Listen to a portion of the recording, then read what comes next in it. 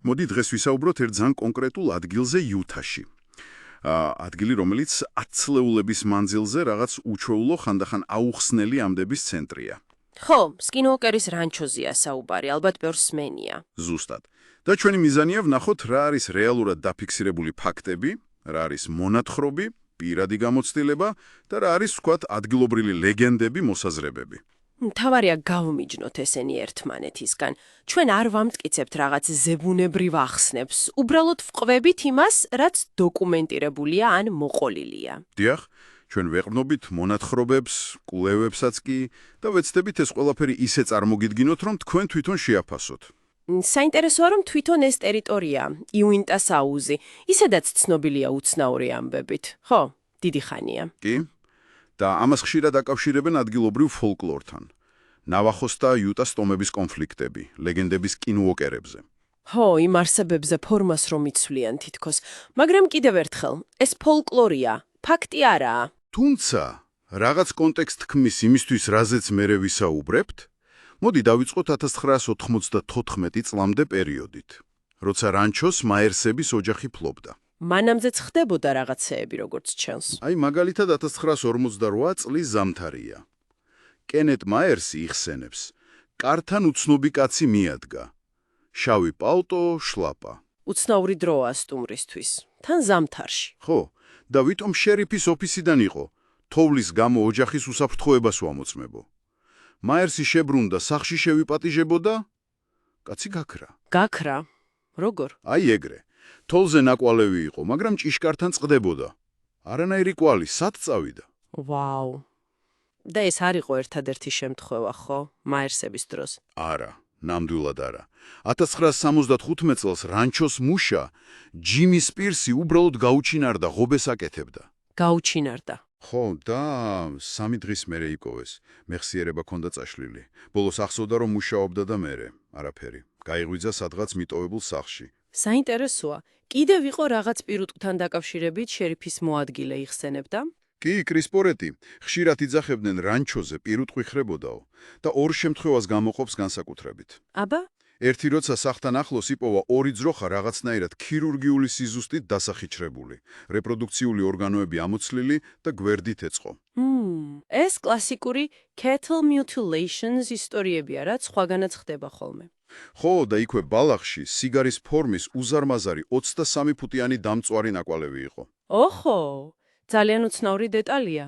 და კიდევ ერთი შემთხვევა სამხბოზე. ჩაკეტილ ფარდულში იპოვეს გაშეშებულები. წყალი შეასხეს და მერე მოვიდნენ გონს. თითქოს პარალიზებულები იყვნენ. ეს უკვე 1981 წლის ამბავია. როლანდ მაკუკი, იუტას ტომიდან ბიჭი.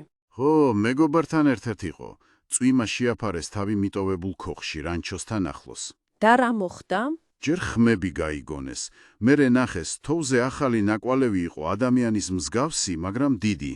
მერე დაინახეს, რაღაც არსება, სროლეს და ის არსება გაექცა. როლანდი ამბობს იმის მერე ღამით ფანჯრებზე ფხაჭუნის და ღრენის ხმები მესმისო. ესეც მისი მონათხრობია. გასაგებია. და მერე მოდის 1994 წელი. და შერმანების ოჯახი ყიდულობს რანჩოს. აქედან იწყება ყველაზე გახმაურებული პერიოდი. ნივთები ქრებოდა სახლიდან და მერე სრულიად აბსურდულ ადგილებში ჩნდებოდა. პირსახოცი, კბილის ჯაგრისი. და ის მძიმე ხელსაწყო, ხო? ხო, 70 ფუნტიანი ხეზე იპოვეს დაგიდებული. აი, როგორ მოხდა იქ?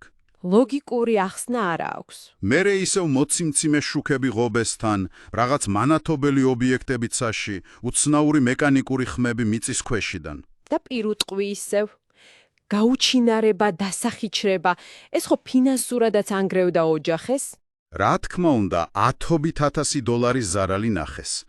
მაგრამ ყველაზე მძიმე ალბათ ძაღლების ამბავი იყო. სამი სანადირო ძაღლი. ხო, გაეკიდნენ რაღაც ცისფერ მზუზუნასფეროს ჩოგბურთის ბურთის ზომის იყო და დილით იპოვეს მხოლოდ დამწვარი წრეები ბალახზე და ძაღლებისგან. თითქმის არაფერი. ეს უკვე ძალიან შემზარავია. გასაგებია, რატომ იმოქმედა ამ ყველაფერმა ოჯახზე ასე მძიმედ? ფსიქოლოგიურად განადგურდნენ. ბოლოს ერთ ოთახში ეძინათ ყველას, უსაფრთხოებისთვის. და საბოლოოდ 1996 წელს ყიდიან რანჩოს. კი, რობერტ ბიგელოუს, მილიარდერს, რომელიც ზოგადად აუხსნელი ფენომენებით იყო დაინტერესებული. და ბიგელოუმ სერიოზულად მიუდგა საქმეს. შექმნა NIDS, National Institute for Discovery Science. ანუ სამეცნიერო კორითი ჯგუფი და კომპლექტებული სერიოზული ხალხით. ფიზიკოსები, ბიოლოგები, ფსიქოლოგები, ვეტერინარები, ყოფილი სამხედროებიც კი. მიზანი იყო რაციონალური ახსნა ეპოვათ ამ ყველაფრისთვის. დაამონტაჟეს კოშკები, კამერები, მათ შორის ინფრაწითელი სენსორები. ატარებდნენ ანალიზებს ნიადაგი, წყალი, ხაერი, ელექტრომაგნიტური ველები და შედეგები რა დააფიქსირეს? მათაც დააფიქსირეს შოკის მონგრეული რაღაცები. მაგალითად, 4 ხარის გაუჩინარება ჩაკეტილი ბაკიდან. მერე იპოვეს ტრაილერში, რომელიც წლები დაკეტილი იყო. ისევ პირუტყვის უცნაური გადაადგილება. კი. ინფრაწითელი ბინოკლები დაინახეს რაღაც პორტალის მსგავსი შუქი, საიდანაც შავი უსახო არსება გამოძვრაო. უსახო არსება? ხო. ისევ მიწისქვეშა ხმები, მძაფრი სუნი, მაგნიტური ველის უეცარი აუხსნელი ცვლილებები. და, რაც მთავარია, აპარატურა ხშირად მწყობრიდან გამოდიოდა, ზუსტად კრიტიკულ მომენტებში. თითქოს რაღაც ხელს უშლიდა დაკვირვებას. ზუსტად. ნიდისის დასკვნაც ეგ იყო, რომ რანჩოზე მართლა ხდებოდა რაღაც უცნაური, რაღაც ინტელექტი, რომელიც აქტიურად ერიდებოდა აღმოჩენას და შესწავლას. რა თქმა უნდა, გაჩნდა თეორიები.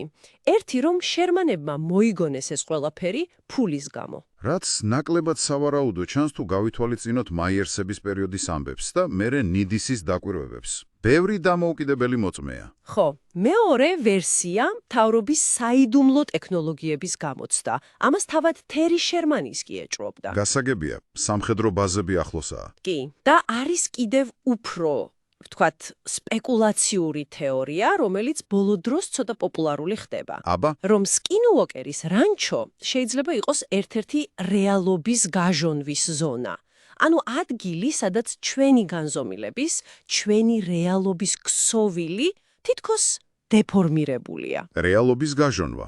ანუ წარმოიდგინე, ადგილი, სადაც ცივცის, დროის, ფიზიკის კანონები თითქოს ირღვევა, ან რაღაც სხვა ტიპის არსებობასთან ხდება გადაფარვა.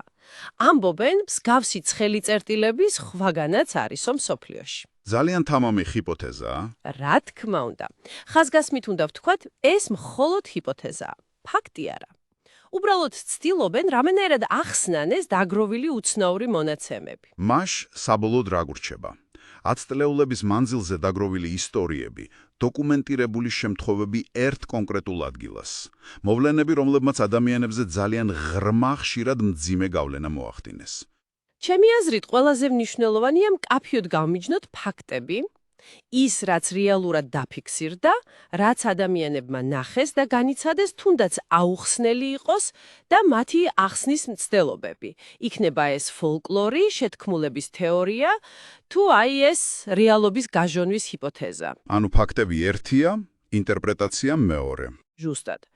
და მიუხედავად ბიგელოუზი და NIDS-ის მცდელობისა, საბოლოო მოყარი მეცნიერულად დადასტურებული პასუხი იმაზე, თუ რა ხდება სინამდვილეში სკინუოკერის რანჩოზე, ჯერჯერობით არ არსებობს. და ეს გვიტოვებს დამაფიქრებელ კითხვას შენთვის, ჩვენი მსმენელისთვის. რა ხდება მაშინ, როდესაც მკაცრი დაკვირვება, მეცნიერული მეთოდები ეჯახება ფენომენს, რომელიც გამუდმებით ეწინააღმდეგება სტანდარტულ კონვენციურ ახსნას. რას გვეუბნება ეს ჩვენი ცოდნის საზღვრებზე? ან იქნებ ზოგიერთ ადგილას თავად რეალობის ბუნებაა განსხვავებული?